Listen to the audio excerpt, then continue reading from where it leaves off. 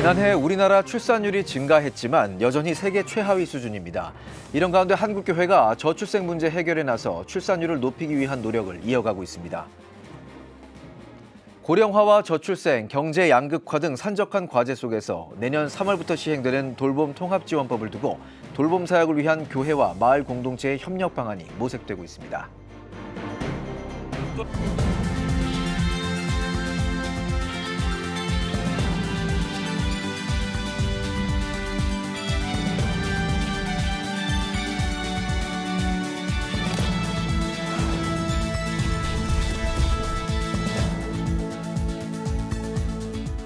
시청자 여러분 안녕하십니까? 3월 6일 CTS 뉴스입니다.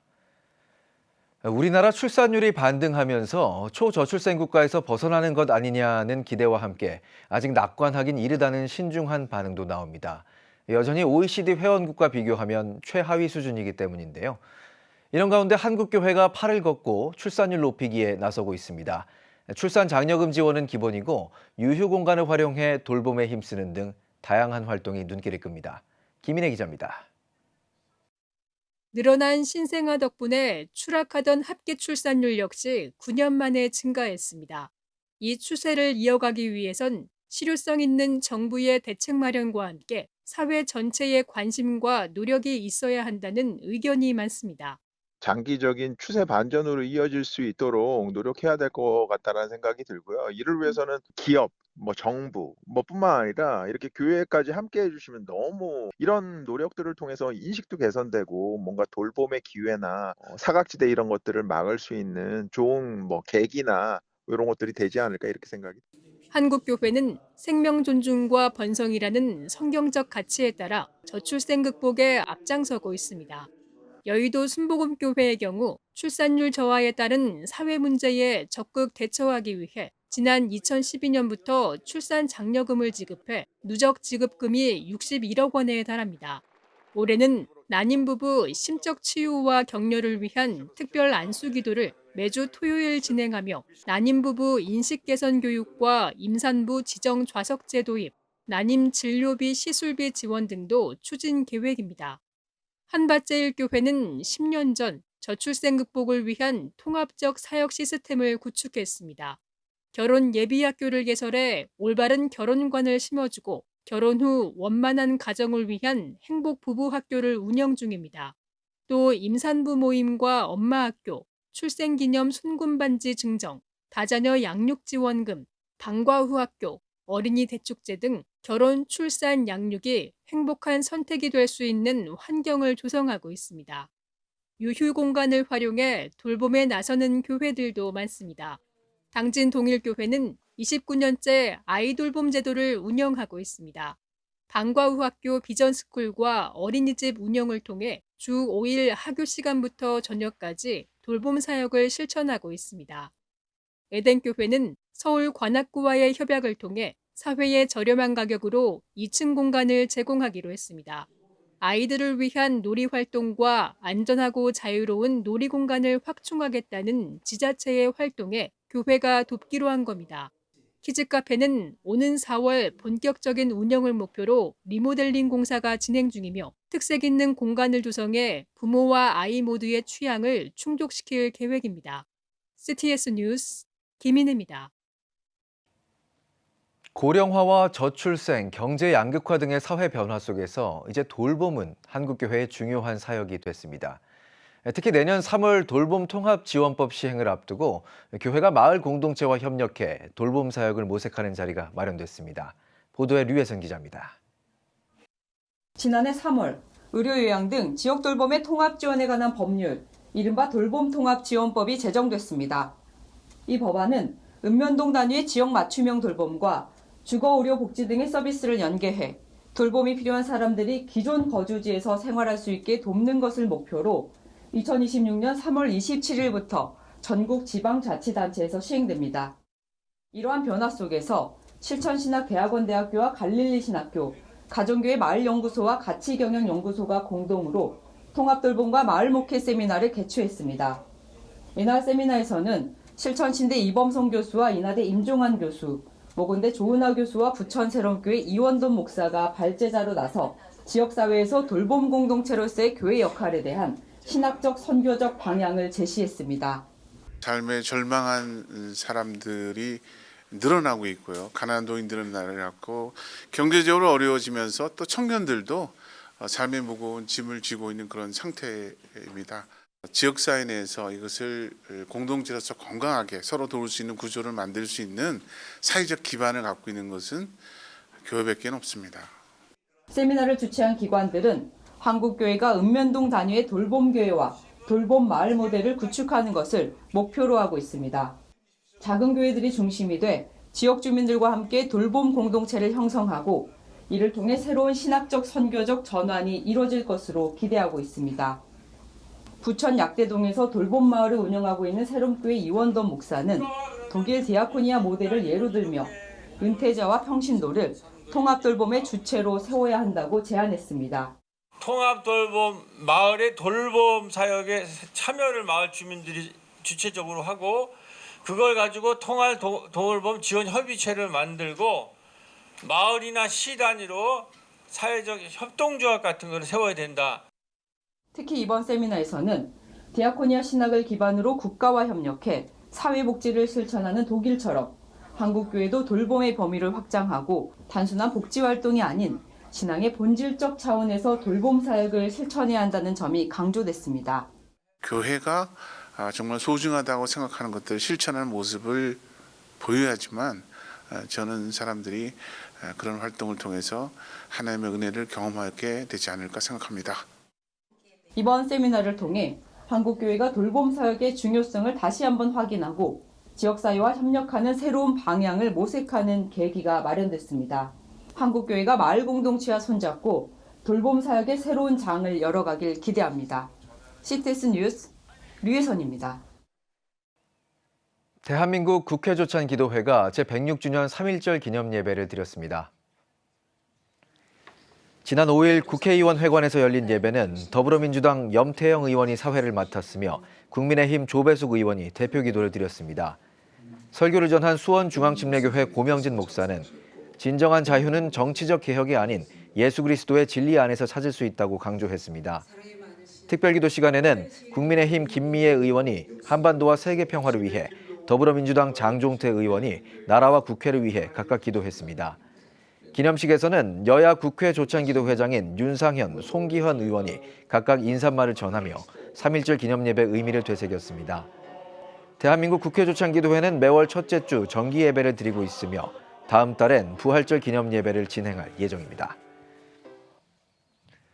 청년들로만 구성된 한소망 청년교회가 한소망교회에서 독립한 지 2년 만에 첫 선교사를 해외에 파송했습니다. 한소망 청년교회는 지난 2일 청년 선교사 파송식을 개최하고 석동균 청년을 일본 도쿄에 파송한다고 밝혔습니다. 선교사로 자원한 석동균 씨는 하나님께 온전히 삶을 바치기 위해 처음으로 내딛는 발걸음인 만큼 두려우면서도 기대된다고 전했습니다. 석 씨는 일본 도쿄 모리 노우웨교회 산하 선교센터에서 카페를 운영하며 선교지를 방문하는 선교사와 선교팀을 지원할 계획입니다. 오늘의 주요 단신입니다. 대한예수교장로회 통합총회가 제110회 총회 부총회장 예비후보로 목사 2명, 장로 1명을 확정했습니다. 목사 예비후보는 서울 강북노회 이정원 목사, 서울노회 권위영 목사, 장로 예비후보는 진주남노회 전학수 장로가 이름을 올렸습니다. 예장통합선거관리위원회는 등록 서류 검토를 거쳐 지난 28일 예비후보를 최종 공고했다고 밝혔습니다. 대한성소공회가 동신교회 김영래 권사와 왕보람 집사 모녀의 후원으로 르완다에 성경 8,000부를 기증했습니다. 기증 예식에서 김영래 권사는 르완다 땅에 대학살이 일어나고 20년이 지나 가해자와 피해자가 만나게 됐다며 이 성경을 통해 화해와 사랑이 잘 어우러져 가해자를 용서할 수 있는 사랑의 마음이 르완다 땅에 퍼져나가길 바란다고 전했습니다. 인터넷 매체 뉴스파워가 창간 22년 만에 종이신문 주간 뉴스파워 창간호를 발행했습니다.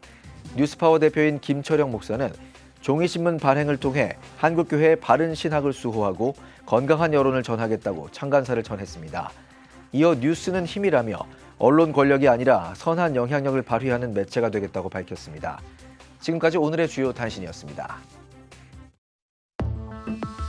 여러분은 지금 CTS 뉴스를 시청하고 계십니다. 지역별 소식입니다.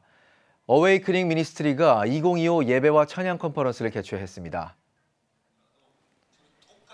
조율을 주제로 열린 이번 집회에서는 베이직교회 조정민 목사, 순회선교단 김용희 선교사, 하준파파 등이 강사로 나서 부르심, 하나님의 인도하심 등의 메시지를 전했습니다.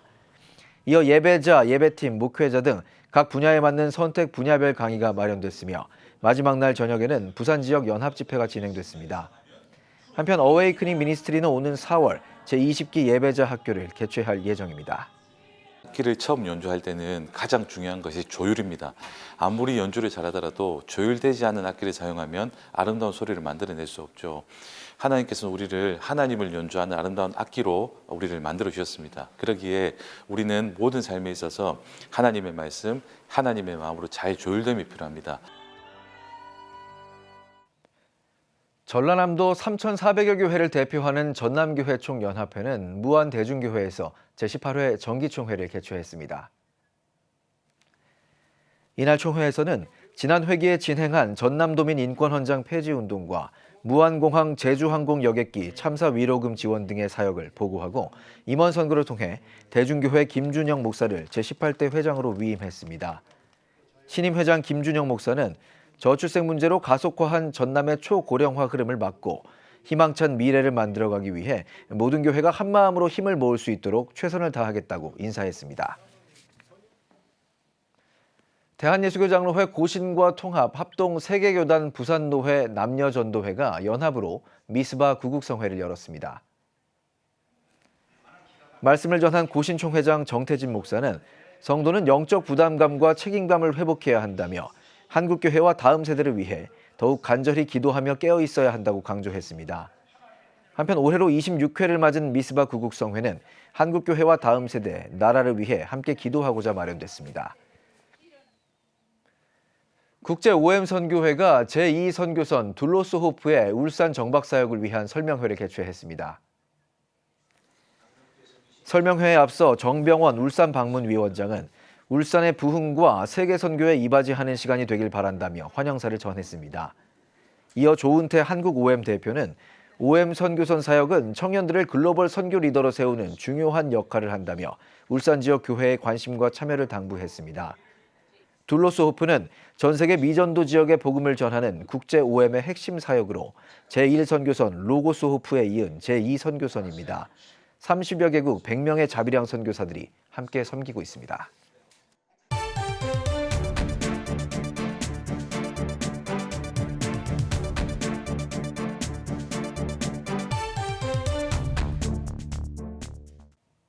(123) 비상계엄 이후 이념 갈등과 혼란이 갈수록 심화되고 있습니다.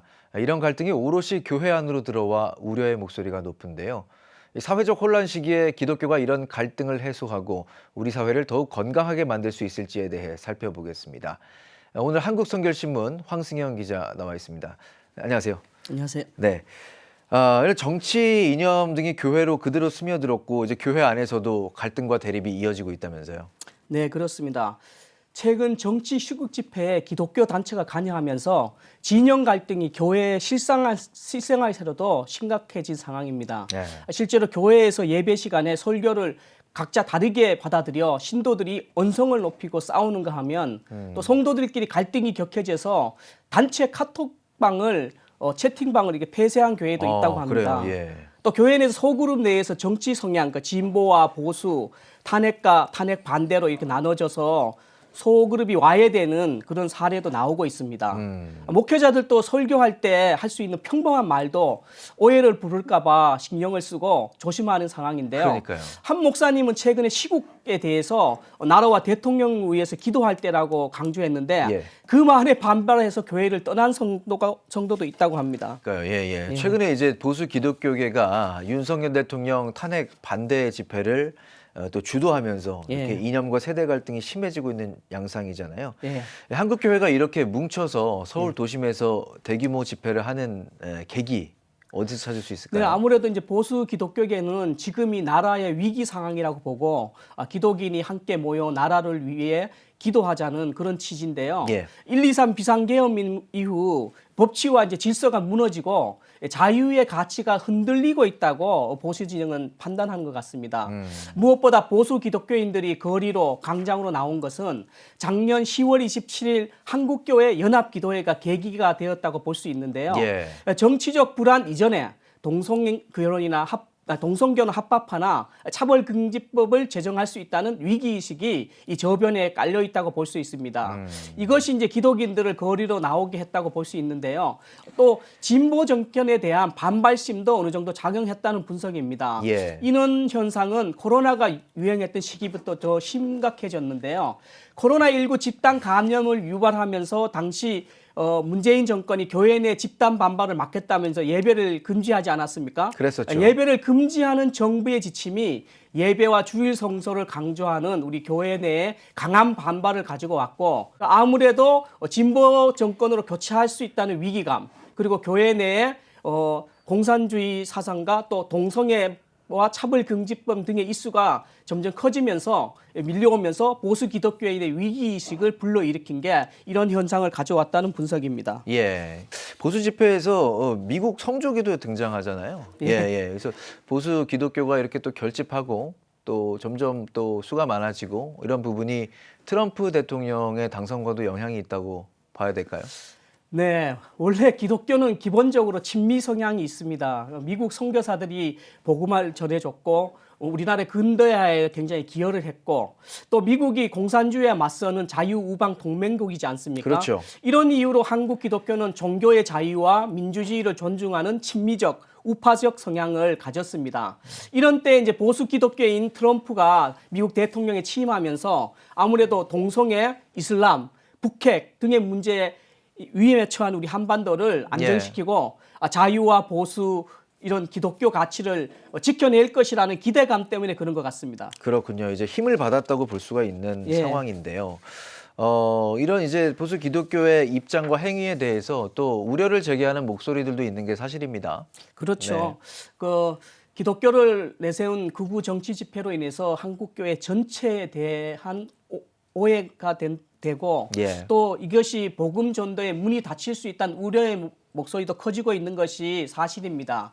종교인도 얼마든지 정치 활동에 참여할 수 있지만은 의견이 다른 집단을 존중하지 않고 폭력을 조장하는 태도는 문제가 있다는 지적입니다. 특히 교계 일각에서 이런 주장이 한국교회 전체를 대변하는 것처럼 비춰진 것에 대한 우려도 여전합니다. 일각에서는 한국교회가 성경적 신앙이 아니라 자꾸 이념적 신앙으로 흐르고 있다는 것은 문제가 있다고 지적하는 건데요. 예. 기독교 신앙은 성경을 기준으로 자신이 올바른 길을 가는지 끊임없이 묻고 수정해야 하는데 이념적 신앙은 내 생각, 내 이념이 절대적으로 옳다고 여기기에 다른 생각하는 이들을 적으로 간주하고 심지어 사단으로 몰고 있기 때문에 예. 주의해야 한다는 것이죠. 그렇군요. 예. 성경적 신앙과 또 이념적 신앙의 차이점을 말씀을 해주셨는데 지금 이 또 보수 기독교의 정치 활동과 또 거리 기도회 지난 3.1절에도 많은 수가 모였는데요. 그렇죠. 이런 부분에 대해서 이제 한국 교회에서는 또 공식적으로 어떤 입장들을 표명하고 있는지 궁금해요. 네, 보수 기독교 이런 모습을 긍정적으로 보며 지지하기도 하지만은 또 일부 여론은 반대의 목소리를 내고 있습니다. 예. 한국 기독교의 대표적인 연합기관 한국교회 총연합은 극단적인 보수와 진보를 지지 않는다고 입장을 밝혔는데요. 헌법재판소가 법리에 따라서 숙고하여 무엇을 결정하든지 그 결정을 존중하겠다고 밝혔습니다. 한교총은 그러면서 모든 교회는 권한을 가진 이들의 나라와 국민의 유익을 위해 부끄러지 않는 결정을 내리도록 기도하기 바란다고 당부했습니다. 예. 진보적 기독교계는 극우적 반지성주의를 보이는 모습이라며 비판하기도 합니다. 한국교회는 지금까지 민족의 독립과 복지, 인권, 민주주의 등 시대 정신에 응답하며 고통받는 이들에게 희망의 복음을 전해왔습니다. 아무래도 이런 긍정적인 부분은 발전시키고 부정적인 부분은 비판하고 개선시켜 나간다면 우리 기독교가 사회를 더욱 건강하게 만들지 않을까 생각합니다. 그렇군요. 이게 어느 때보다 예민한 상황을 겪고 있다라는 부분은 분명해 보이는데요. 이런 가운데 이제 기독교 유리 실천 운동이 제목도 참 의미가 있어요. 극한 정치적 갈등 속에 있는 기독 시민을 위한 행동 지침. 예, 이걸 발표했는데 어떤 내용인지 궁금합니다. 네, 아무래도 한국교회 정치배가 좀 가격한 모습을 보이니까요. 이런 내용을 발표했는데 예. 한국교회가 유념할 것이 있습니다. 우선 주장을 폭력적으로 관철하려고 하지 말고 가짜 뉴스를 전파하지도 말고 돈 받고 정치 집회에 나가지 말 것을 권했습니다. 기독 시민으로서 균형 잡힌 시각을 가질 것을 권고하고 또 근거 없는 음모론은 이제 경계하자는 것입니다. 목회자들에게는 설교 시간에 정치적 입장을 가급적이면 과도하게 표현하지 말 것을 주민했습니다. 예. 또 반대로 기독 시민이라면 자신의 정치적 의견을 평화적으로 표현하고 정치적 입장이 다른 사람들도 이 나라의 한 구성원임을 기억하자고 당부했습니다. 그리고 하나님의 공의가 실현되고 약자가 보호받는 나라가 되도록 함께 기도하자고 호소했습니다. 네, 마지막에 중요한 말씀 해주셨네요. 예, 그 말씀대로 하나님의 공의가 실현되고 또 약자가 보호받는 나라가 되길 함께 기도해야 할 때인 것 같습니다.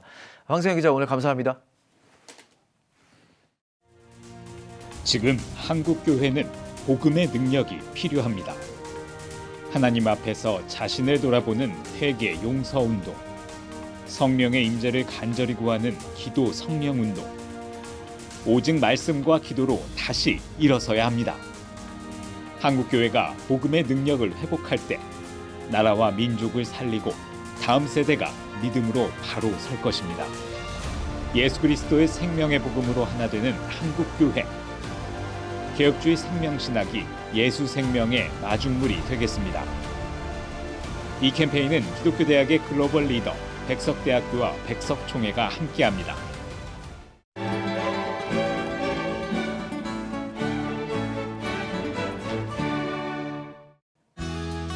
내일은 전국이 대체로 구름 많겠습니다. 최저 기온은 영하 3도에서 영상 5도, 최고 기온은 5도에서 12도가 되겠습니다. 주간 날씨 예보입니다. 13일 제주도에 비가 오겠습니다.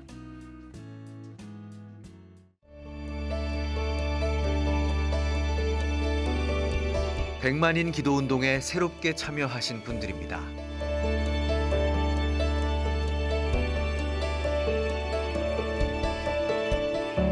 백만인 기도운동을 통해 보내주신 후원금은 국내는 물론 전 세계를 향한 CTS의 영상 선교 사역을 위해 소중하게 쓰이고 있습니다.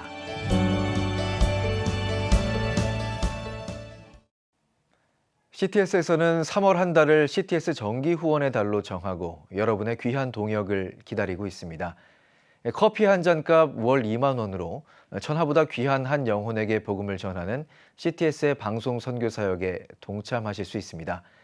지금 바로 CTS 홈페이지를 통해 저희와 함께 복음 전파의 사명을 감당해 주시길 부탁드립니다. CTS 뉴스 여기까지입니다. 시청해 주신 여러분 고맙습니다.